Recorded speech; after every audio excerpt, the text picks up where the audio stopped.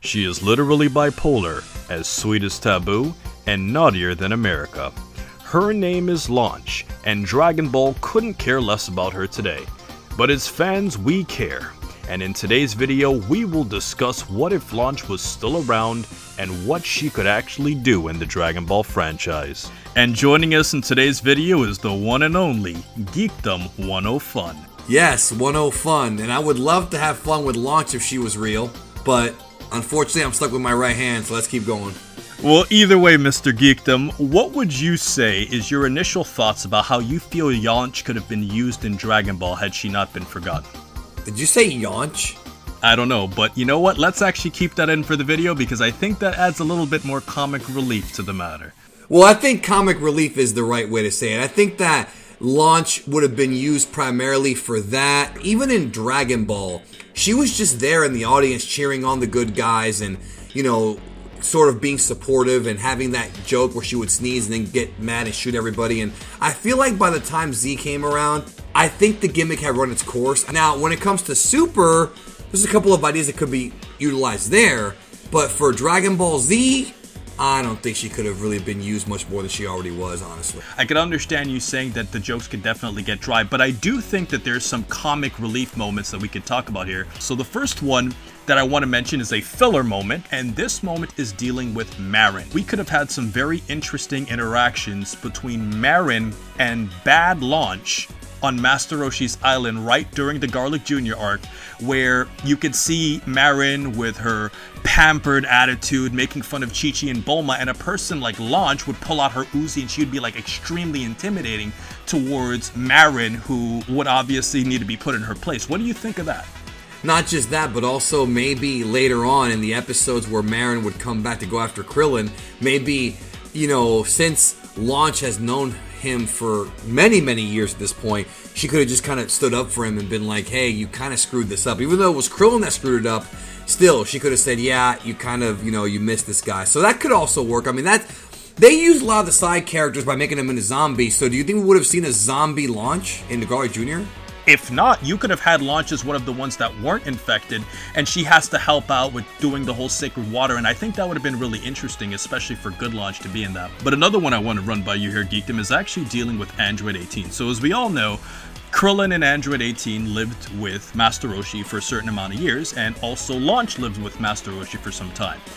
The question is, what sort of interactions could you see Master Roshi having with Launch and Android 18 in a PG, not ultra XXX fashion? Well, I think what would be pretty awesome is if, and we didn't see this at all in the series, is if Launch had pulled out the Uzi or whatever and tried to fire it on 18 and just all the bullets bounce off, you know, and then she could have been like, oh, you're one of these, like, super-powered metahumans or whatever. Okay.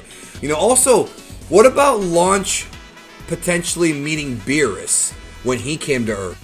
Right, and I think that's a very interesting thing because just like Android 18, Bad Launch, at least we could say, kind of has that alpha female personality. And during the party, during the Battle of the Gods arc, it would have been very interesting to see that Launch might do something that pissed Beerus off, similar to what Goten and Trunks did, or Majin Buu. Right, that could have worked out very well.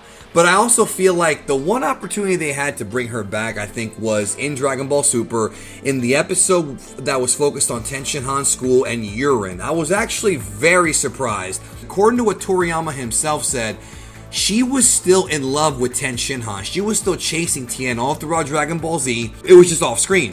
But I feel like that would have been the perfect opportunity to bring her back in an opportunity to kind of tell a joke, or to make her seem like a jealous type that there's another girl after Tien. I think that could have been a great piece of comic relief. And to this day, I don't even know why they didn't do it because it seems like an obvious joke to do that. And the writers of Super didn't come up with it. So I think that when she didn't appear in that episode, I was pretty surprised, because to me that's the perfect way to bring her back. Right, and I think that if we go a little bit more with some side stuff there, Geekdom, to add to what you're saying, I think there could have been some extra cute moments, like having good Launch with Baby Pan or Baby Bra. I think that would have been interesting. Yeah, or even having her in the baseball episode. Why wasn't she there? Even for just one small joke, why not do it? It's weird. Or to see Bad Launch in the Universe 6 tournament, like interacting with Champa and stuff and kind of being like hard and rooting on. But Geekdom, I want to go more into the whole conversation with Tien, right? And obviously it was said in Dragon Ball Forever that they kind of had a thing. Could you have seen a way to write in a storyline in which Tien would have fallen for Launch? Or do you think, based on Tien's personality, he isn't the type to ever kind of go in that lovey-dovey direction? I think it would have had to have been an older Tien who kind of accepted his role, and he would have probably just, you know, at some point she could have probably worn him down to where he finally went with it. I mean, for all we know, he's probably a virgin, unless the rumors about him and Chaozu are true. Oh, God. He's probably a virgin. No. So, please no geekdom. Sorry, but keep it in. But then that's okay. I mean, she's pretty hot, bro. So, I mean, for Dragon Ball standards, it could have worked out for him. But I think, I mean, we found out from Toriyama himself in Dragon Ball Forever, like you said, that they did end up together. So I think that Dragon Ball Super would have been a perfect chance to make that actually happen, or to have, at the very least, have hinted at that, because we know in Super they referenced the fact that Toriyama also said that Tenshinhan would eventually open up his own school, which was also talked about in Dragon Ball Online.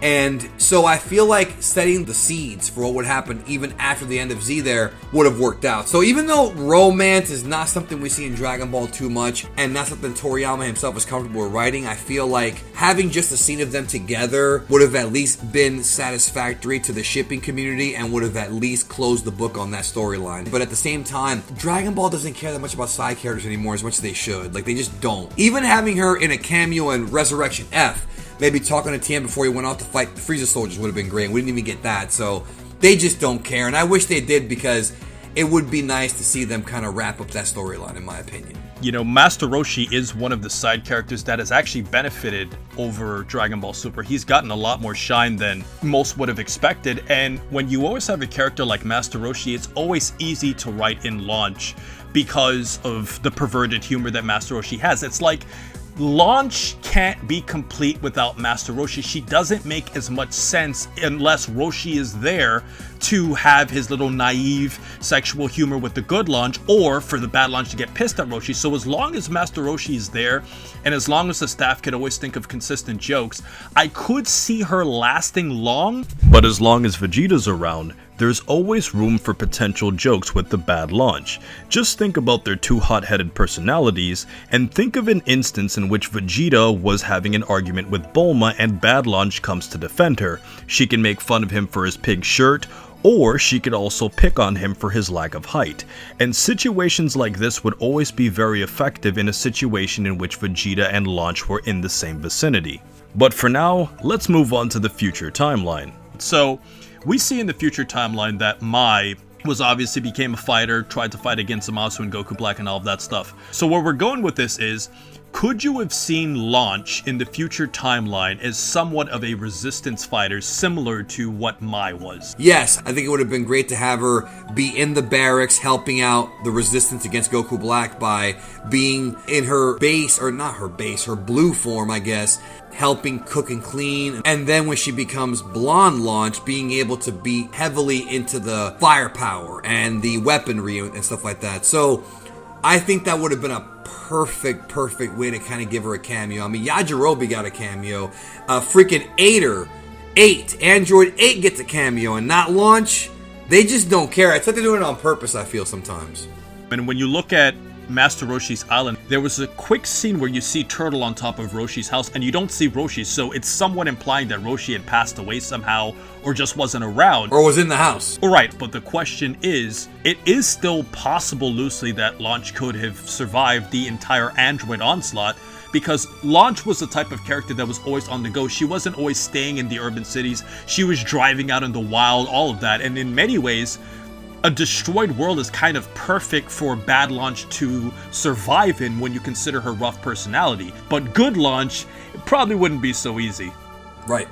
But in terms of changing the plot, we definitely do not see that she would have changed the plot in any way at all, because she's a side character, and it simply doesn't really make any sense for her to have a major role other than interesting interaction. Not only is she a side character, but she's also not a super powered side character. So in the world of Dragon Ball, where by the time we get to Z, we're dealing with space aliens and mechanized weapons of destruction and demonic entities, she couldn't really make a difference. And if you love these what if discussions by me and Geekdom 101, check out What If Arale Was a Z Fighter, or What If Goku Never Hit His Head. And if you want to go a little bit deeper, you're also going to want to check out what if Bardock survived and how that would change Dragon Ball. And until next time, stay cool and stay safe, my friends.